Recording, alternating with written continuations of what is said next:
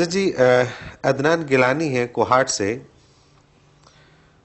یہ کہتے ہیں کہ السلام علیکم، حضرت جی سے دعا کی درخواست ہے، کیا وجہ ہے کہ سید یا آل محمد صلی اللہ علیہ وسلم کو زکوٰۃ یا صدقہ نہیں دیا جاتا؟ کیا وہ افضل ہیں یا نسبت کی وجہ سے نہیں دیا جاتا؟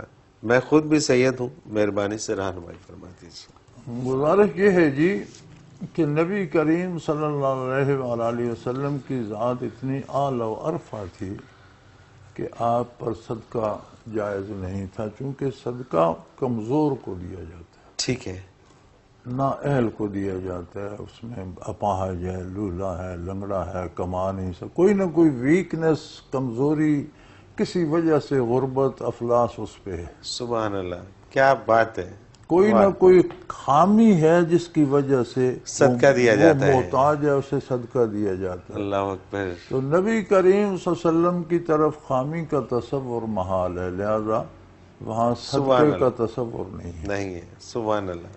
تو جو اولاد ہے نبی کریم صلی اللہ علیہ وسلم کی، انہیں وہی نسبت ہے حضور کے ساتھ، وہ سمجھیں یا نہ سمجھیں، اس کی لاج رکھیں یا نہ رکھیں، بالکل ٹھیک۔ انہیں گناہ، جرائم، عقیدے کی خرابی زیب نہیں دیتی، یہ سید کی شان کے خلاف ہے۔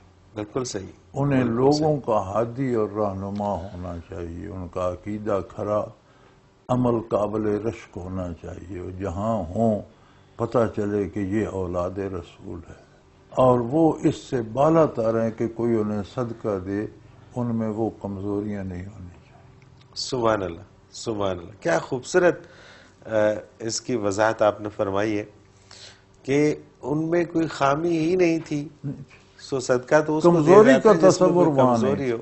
بالکل، کیا بہت اچھا، ورنہ لوگوں نے تو بہت ساری اور باتیں گھڑ رکھی ہیں۔ باقی فضول۔ بالکل صحیح۔